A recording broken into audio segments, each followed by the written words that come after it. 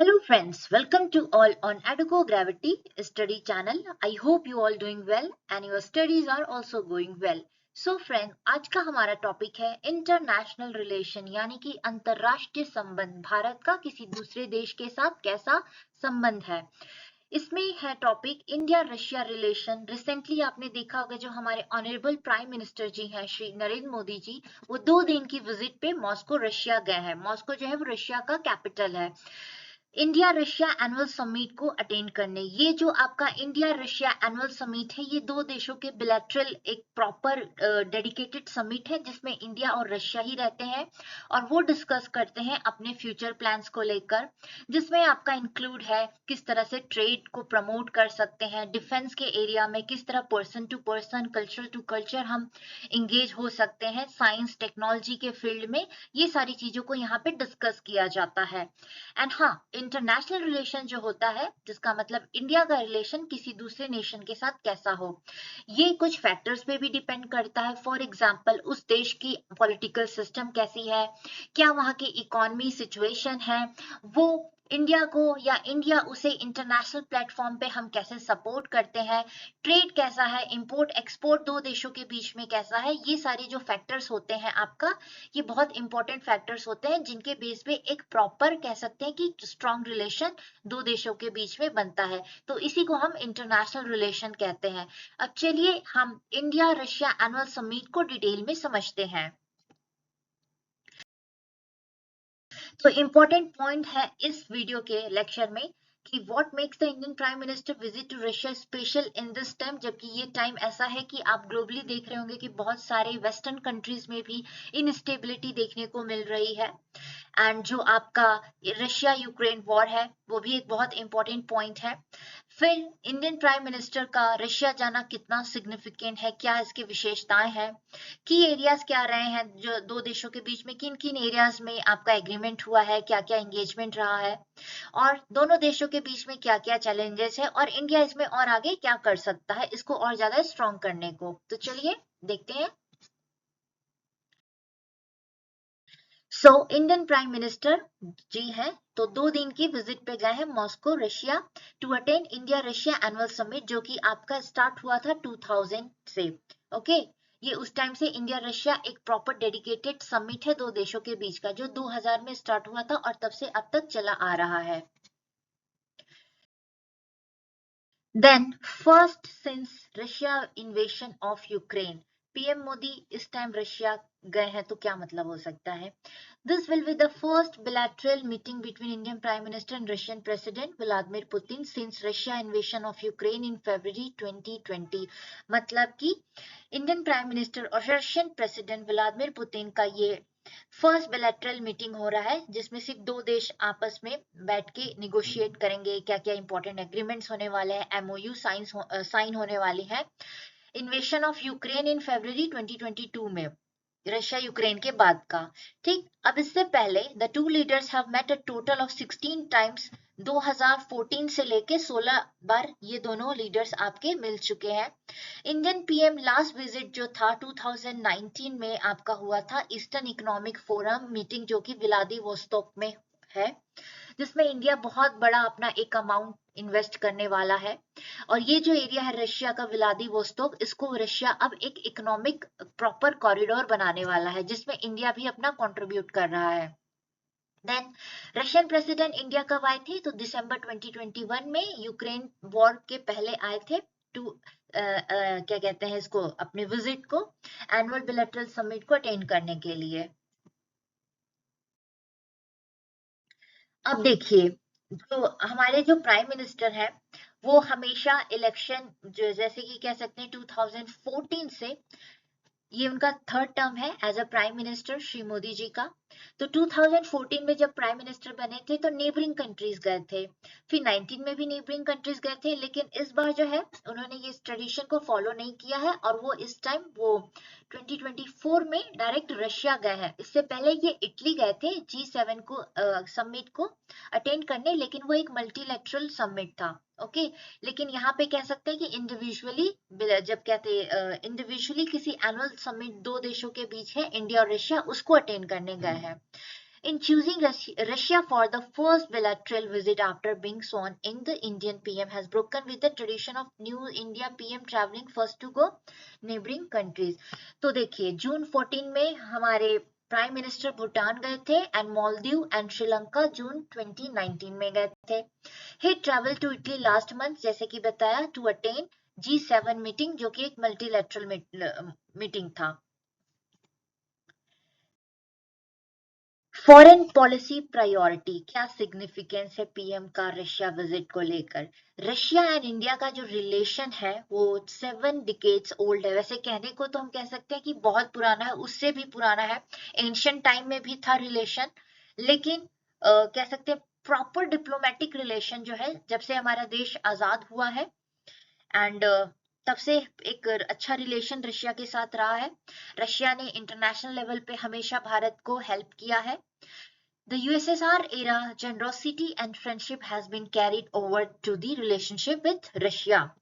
The strategic partnership strongest pillar is unquestionably defense today, but collaboration in space and nuclear matter is also significant. देखिए strategic partnership में दोनों एक दूसरे के साथ है, लेकिन Russia is the only and first country जो कि इंडिया को हेल्प किया था स्पेस में, स्पेस टेक्नोलॉजी में, कह सकते हैं डिफेंस से रिलेटेड जो भी टेक्नोलॉजी है उसमें. रशिया इकलौता एक देश है हाँ कि वो सिर्फ और सिर्फ अपने जो भी आपके कह सकते हैं टेक्नोलॉजीज हैं डिफेंस रिलेटेड वो इंडिया के साथ शेयर करता है और किसी देश के साथ ये ऐसा कुछ एग्रीमेंट नहीं करता है. हाँ वेपन सेल करता है लेकिन जो उससे रिलेटेड टेक्नोलॉजी है उसको सिर्फ रशिया इंडिया के साथ शेयर करता है. ग्लोबल सिग्निफिकेंस की बात कहें तो देखिए there bilateral meeting comes around the same time as leaders of 32 nation. देखिए अभी वॉशिंगटन डीसी अमेरिका में NATO North Atlantic treaty organisation का मीटिंग हो रहा है जो कि टोटल आपका 75th ईयर है उसको बनने में, और ये एक एंटी रशिया मिलिट्री अलायंस है 32 नेशंस का. हाँ तो वहां पे भी मीटिंग हो रही है और इसी बीच इंडिया और रशिया की भी मीटिंग हो रही है. तो ऑब्वियसली जो आपके वेस्टर्न कंट्रीज हैं उनकी आंखें इस मीटिंग पर है. Russia deepening ties with China, एक ये रीजन है भारत के लिए मैटर ऑफ कंसर्न भी है कि रशिया का जो रिलेशन है वो चाइना के साथ थोड़ा ग्राफ बढ़ रहा है. तो इसको भी मद्देनजर देखते हुए जो हमारे प्राइम मिनिस्टर जी हैं वो वहां गए हैं, शायद समझाने गए हैं व्लादिमीर पुतिन जी को कि देखिए चाइना पे इतना भी भरोसा नहीं किया जा सकता. So over the years as India has diversified its relationship in multipolar world, जैसे कि over the year हमने भी देखा है कि जो हमारे रिलेशनशिप है हमने उसको और भी देशों के साथ जोड़ा है. World the India Russia relationship जो है वो कहीं कहीं किसी किसी आपको सिचुएशन या एरिया में स्टैग्नेटेड देखने को मिल रहा है, थोड़ा बहुत उथल पुथल देखने को मिल रहा है. On the other hand Russia is getting closer to China. हाँ ये सब देखने को मिल रहा है कि कुछ सालों में जो रशिया और चाइना है उसकी फ्रेंडशिप का जो ग्राफ है वो बढ़ता जा रहा है. इवन कि रशिया तो अब आपका नॉर्थ ये कोरिया के साथ अपना रिलेशन बढ़ा रहा है, which has provided a diplomatic and economic lifeline for Moscow during the Western sanction. क्यों अब ये जो रशिया है वो चाइना और नॉर्थ कोरिया की तरफ अपना क्यों कहते हैं स्टेप ले रहा है, क्योंकि जब से रशिया ने यूक्रेन पे वॉर किया है तो इसको इकोनॉमिक लेवल पे बहुत सारे वेस्टर्न कंट्री से सैंक्शन देखने को मिल रहा है. तो जिसकी वजह से रशिया है अपने लिए नया मार्केट ढूंढ रहा है, इसलिए इनका जो फ्रेंडशिप ग्राफ है इधर जा रहा है. Though Russia does not transfer to any other country the military technology shared with India, India must constantly verify the weaponry and technologies that Moscow supply to Beijing. तो यहाँ पे भी एक मैटर है, रशिया शेयर नहीं करता किसी और के साथ except India, but in future कहीं ऐसा ना हो चाइना के साथ ना, अगर चाइना के साथ ऐसा होगा तो इंडिया के लिए थोड़ा सा डिफेंस लेवल पे कंसर्न देखने को मिल सकता है. बट रशिया एक ऐसा कंट्री नहीं है कि कुछ टाइम के लिए या कुछ पैसों के लिए वो किसी मतलब ऐसी कंट्री जो इंडिया के अगेंस्ट है उनके साथ कुछ ऐसा कर सकता है. रशिया को भी अपना ध्यान देना होगा कि रशिया का जो देखिए आफ्टर रशिया यूक्रेन वॉर जो ट्रेड है रशिया और इंडिया का वो रशिया के लिए बहुत पॉजिटिव रहा है. रशिया के लिए हमने बहुत बड़ा मार्केट दिया है, रशिया से हमने बहुत क्या कहते हैं कच्चा ऑयल लिया है, तेल लिया है, तो कहीं ना कहीं हम फाइनेंशियल लेवल पे भी रशिया को बहुत मदद कर रहे हैं। तो ये सारी जो चीजें हैं उसको अगर वो अपने माइंड में रजिस्टर करते हैं तो होप रशिया जो है एक लिमिट तक ही चाइना के साथ जा सकता है। आगे देखते हैं। डिफेंस सेक्टर में अब इंपॉर्टेंट एंगेजमेंट देख लेते हैं। दोनों आपके जो नेशंस हैं किन किन एरियाज में इंपॉर्टेंट है इनके एंगेजमेंट, मतलब किन किन एरियाज में ये एक दूसरे का टेक्नोलॉजी एक्सपोर्ट इंपोर्ट करते हैं। तो सबसे पहला डिफेंस, देखिए डिफेंस सेक्टर में हम सिंस इंडिपेंडेंस डिफेंस से जितने भी हमारे टेक्नोलॉजी हैं, चाहे वो वेपन हम लेते हैं खरीदते हैं, वो सब रशिया हमारी हेल्प करता है। यूनाइटेड नेशन जनरल आप कह सकते हैं यूएन में, आपका सिक्योरिटी काउंसिल में बहुत बार रशिया ने हमारी मदद की है। हम कह सकते हैं कि जो इंडिया है वो भी क्या हेल्प करता है। हाँ, तो ये कुछ इसके इम्पोर्टेंट और पॉजिटिव पॉइंट्स हैं। चलिए डिफेंस सेक्टर में देखते हैं। The USSR was India's main supplier of defense equipment during the decades of the Cold War. ठीक, फर्स्ट 1960 से अगर देखें तो कोल्ड वॉर के टाइम से ये हमें डिफेंस इक्विपमेंट सप्लाई कर रहा है। 60 से 70% जो इंडिया का डिफेंस इक्विपमेंट है वो यहीं से आता है। Defence cooperation has evolved over time from buyer to seller framework to one involving, अब पहले तो ऐसा था बायर सेलर का सिर्फ रिलेशन था, लेकिन अब दोनों मिलके रिसर्च एंड डेवलपमेंट कर रहे हैं, को डेवलपमेंट एंड जॉइंट प्रोडक्शन भी कर रहे हैं इन सब चीजों का। तो ये हमारे लिए एक बहुत अच्छा कह सकते हैं कि रशिया की तरफ से दिया जाने वाला हेल्प है। और ऑब्वियसली हम भी तो उनके लिए मार्केट ओपन कर रहे हैं, हम भी तो उन्हें पैसा दे रहे हैं, तो ये दोनों के लिए अच्छा है। लेकिन अगर हम देखें ट्रेड जो है ना, बैलेंस ऑफ ट्रेड जो है अगर अभी इंडिया और रशिया का देखें अच्छा है इन फेवर ऑफ रशिया में। तो भारत का जो बैलेंस ऑफ ट्रेड है जो रशिया के फेवर में ज्यादा है, लेकिन ये भारत के लिए मैटर ऑफ कंसर्न है। हम ज्यादा इंपोर्ट करते हैं एज कंपेयर टू एक्सपोर्ट, तो हमें भी फोकस करना होगा कि हम ज्यादा से ज्यादा अपनी चीजों को रशियन मार्केट तक पहुंचा सकें। India and Russia have signed agreement जिसमें supply of S-400 Triumph mobile surface to air missile system है, ठीक, and MiG-29 fighter aircraft है and Kamog helicopter. The licensed production of T-90 tank Su-30 MKI fighters है, AK-203 assault rifles का production भी होने वाला है and BrahMos supersonic cruise missile भी आपका इसमें प्रोडक्शन होने वाला है। दोनों देश मिलके करेंगे। इंडिया में भी क्या है, अब इंडियन गवर्नमेंट क्या कर रही है कि डोमेस्टिक जो आपके प्लेयर्स हैं उनको बुला रही है कि डिफेंस सेक्टर में आप आइए, आप खुद हम वेपन तैयार करेंगे, अब हम वेपन का भी एक्सपोर्ट करेंगे। तो ये कुछ इम्पोर्टेंट और कह सकते हैं कि पॉजिटिव स्टेप है और एक तरह का इंकरेजमेंट भी है कि सरकार के द्वारा दिया जा रहा है यहाँ के सिविलियंस को कि नहीं, वेपन भी हम बना सकते हैं, हम अपनी बनाई हुई चीजों को भी एक्सपोर्ट हाई लेवल पे कर सकते हैं।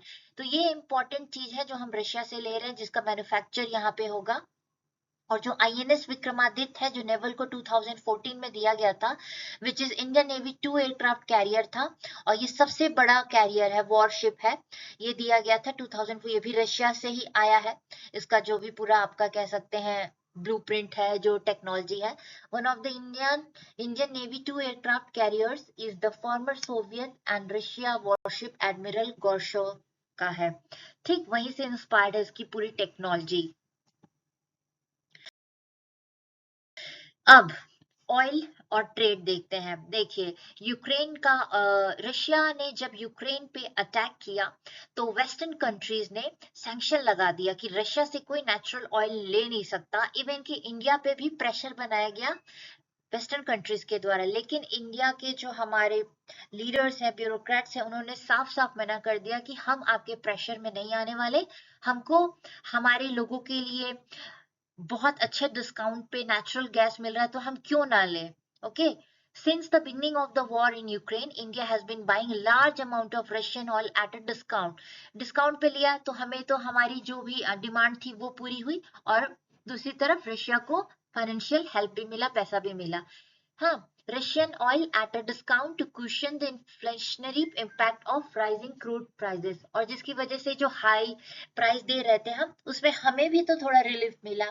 In the face of international criticism, India ने भी इंटरनेशनल क्रिटिसिज्म झेला, लेकिन जो हमारे इंडियन एक्सटर्नल अफेयर मिनिस्टर है जयशंकर प्रसाद जी, उन्होंने कहा that India would continue to buy Russian oil in the interest of Indian consumers।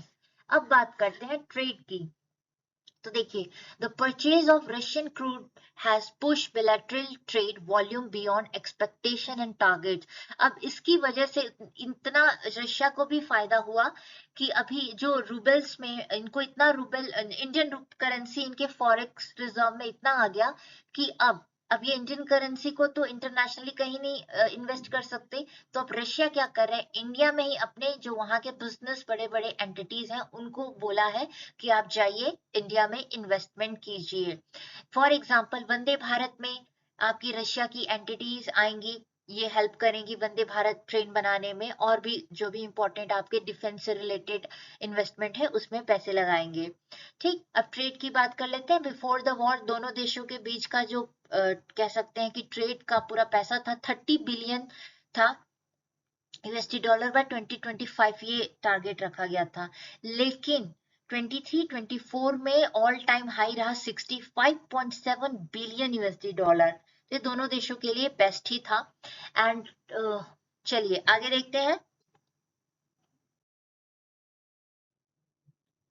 अब चैलेंजेस क्या है, तो देखिए बैलेंस ऑफ ट्रेड जो है वो रशिया के फेवर में देखने को मिल रहा है, यानी कि हम वहां से इंपोर्ट ज्यादा कर रहे हैं और एक्सपोर्ट अपने देश से कम कर रहे हैं, तो ये इंडिया के लिए कंसर्न है। हमें ज्यादा से ज्यादा कोशिश करनी है कि हम अपने एक्सपोर्ट को बढ़ाएं, कि हमारा फॉरेक्स रिजर्व जो है वो बढ़े, ना कि रशिया का बढ़े। ठीक, तो यहाँ पे ये एक मैटर है कंसर्न का। Maintaining ties with western nation, अब देखिए ये जो रशिया और यूक्रेन वॉर हुआ है, तो कितने वेस्टर्न कंट्रीज ने इंडिया को प्रेशराइज किया है कि आप रशिया प्रेसिडेंट से बात कीजिए, वॉर को रोकिए। इवन कि यूक्रेन ने भी बोला था, लेकिन जो हमारा देश है उसने न्यूट्रल रहा, वो कह दिया कि हम किसी के इंटरनल मैटर में वो नहीं इंटरफेयर नहीं करते। तो कह सकते हैं वॉकिंग डिप्लोमेटिक टाइट रूप को भी देखना है कि वेस्टर्न कंट्रीज के साथ कैसा, क्योंकि हम सिर्फ किसी एक नेशन पे डिपेंड नहीं करते, हमारी रिलेशंस आपके और भी दूसरे कंट्रीज के हैं। स्पेशली जब बात आती है वेस्टर्न और ईस्टर्न यूरोप में, तो वेस्टर्न यूरोप के साथ भी अच्छे रिलेशंस हैं। बहुत सारे टेक्नोलॉजी इंपोर्ट किए जा रहे हैं वहां से इंडिया में। फॉर एग्जाम्पल, नॉर्वे से हम टेक्नोलॉजी लिए हैं किस तरह से अपनी नदियों को क्लीन कर सके। ओके, एंड कुछ जैसे कि एजुकेशन सेक्टर में है, साइंस टेक्नोलॉजी में है, तो एमओयू उन कंट्रीज के साथ भी हमारा साइन किया गया है। अब देखिए, न्यू दिल्ली ने अटैक फ्रॉम रशिया साइड को कंडेम नहीं किया, तो यहाँ पे वेस्टर्न कंट्रीज ने हमें प्रेशराइज किया, तो इसके बदले में इंडिया ने न्यूक्लियर वॉर थ्रेट जो है रशिया के साइड से उसका कंसर्न दिया। इंडिया ने यूएन में रशिया के अगेंस्ट वोटिंग नहीं किया, यूनाइटेड नेशन सिक्योरिटी काउंसिल में। ठीक, फिर रशियन यूक्रेन वॉर जो था has put India in a delicate diplomatic position with its western allies। Western allies के साथ हमें थोड़ा सा डिफरेंस देखने को मिला था, लेकिन हमने उसको बहुत अच्छी तरह से कह सकते हैं कि संभाल लिया। उनका कहना है वेस्टर्न कंट्रीज हमें कैसे देखते हैं, एज अ मीडिएटर, कि इंडिया जो है मीडिएटर का काम कर सकता है। तो वेस्टर्न कंट्रीज को कभी भी होता है तो चले आते हैं इंडिया के पास कि नहीं नहीं आप निगोशिएट कीजिए, लेकिन इंडिया साफ साफ कह देता है कि हमारा फॉरेन पॉलिसी जो है किसी के इंटरनल मैटर में इंटरफेयर नहीं करना है। और जो कंसर्न होते हैं वॉर को लेके, वो इंडिया हमेशा ही उस पे अपना कह सकते हैं कि बताता है, अपने जो इमोशंस है उसको एक्सप्रेस करता है। बट हम किसी को डायरेक्टली ऐसे नहीं बोल सकते जिससे हमारा ट्रेड इतना अच्छा चल रहा है, जिससे हमें क्रूड ऑयल इतना अच्छा डिस्काउंट पे मिला है, जिससे हमें ही तो फायदा हुआ है। ठीक, तो ये इसके कुछ पॉइंट्स हो गए। And look upon as a mediator, ऐसा परसेप्शन है वेस्टर्न कंट्रीज का that India is positioning itself a neutral player that could be mediator between Russia and Ukraine। And जो लास्ट में है आपका presence of Indians in Russia. अब ऐसा कहा जा रहा है कि यूक्रेन के साइड से जो बच्चे, बहुत बच्चे यहाँ से जाते हैं यूक्रेन में मेडिकल स्टडीज के लिए। तो ऐसा न्यूज में भी आया है और ऐसा देखने को मिलते हैं कुछ रिपोर्ट्स के अनुसार कि इंडियन ओरिजिन के जो बच्चे हैं वो यूक्रेन के साइड से वॉर कर रहे हैं रशिया में। तो कुछ जो है रशिया के मिलिट्री ने उनको अपने कब्जे में ले लिया है। तो इस विजिट में हमारे जो प्राइम मिनिस्टर है उनको इस बार रिहा भी करा के लाएंगे। मतलब साफ साफ क्लियरली बोल दिया गया कि जो भी इंडियन ओरिजिन के बच्चे हैं उनको छोड़ दिया जाए। तो ये इसके कुछ इंपॉर्टेंट और पॉजिटिव एस्पेक्ट्स कह सकते हैं इस विजिट को लेकर। अब इंडिया क्या इन फ्यूचर कर सकता है? तो इंडिया का जो कोर कंसर्न है डिफेंस सेक्टर में ही है, डिफेंस रिलेशनशिप विद रशिया, क्योंकि हमारा मेजॉरिटी ऑफ डिफेंस इक्विपमेंट्स यहाँ से आता है। तो अगर हमारे रिश्ते अच्छे होंगे तो हमें टेक्नोलॉजी भी मिलेगी जिसकी वजह से हम अपना खुद का बना सकते हैं, मैन्युफैक्चर कर सकते हैं वेपन इक्विपमेंट्स। एंड और हमारा जो फॉरेक्स रिजर्व जैसे क्रूड ऑयल हो गया, तो क्रूड ऑयल हमें बहुत ही अच्छे डिस्काउंट पे मिला है तो भारत ने लिया है, तो इससे हमारा ही फायदा हुआ। सेकंड पॉइंट कहता है कि मॉस्को बीजिंग का जो आपका रिलेशनशिप है उस पर थोड़ा हमें भी देखना है, देखना है कि किस तरह से जा रहा है। तो रशिया हमारा पुराना दोस्त है तो हम उसको कह सकते हैं कि चेतावनी दे सकते हैं। हाँ, उसको अवेयर कर सकते हैं कि हाँ चाइना के साथ इतना वो मत करो, क्योंकि ऑब्वियसली चाइना जो है वो इंडिया के अगेंस्ट स्ट्रैटेजी तो बनाता ही है। और ये भी देखना है कि कहीं मॉस्को तो इसमें इन्वॉल्व नहीं है, डेलिबरेटली तो नहीं होगा, कहीं इनडायरेक्टली तो नहीं है, तो उसके लिए भी कंसर्न है। And therefore the Indian prime minister visit will seek to strengthen historical ties, जो है हमारे ऐतिहासिक जो दोस्ती है उसको और ज्यादा मजबूत करना है दो देशों के बीच में, and to ensure that Beijing does not become a factor in this relationship। और ये भी देखना है कि ये जो चाइना का जो एक मैटर कंसर्न राइज हो रहा है इंडिया के लिए, वो दो देशों के बीच में ये जो रिलेशनशिप है इनके बीच में कहीं ना आए। तो ये तो रहा कुछ important points related to India Russia annual summit. Hope आपको समझ में आया होगा। मिलते हैं नेक्स्ट वीडियो में किसी और टॉपिक के साथ, तब तक के लिए हैव अ ग्रेट डे।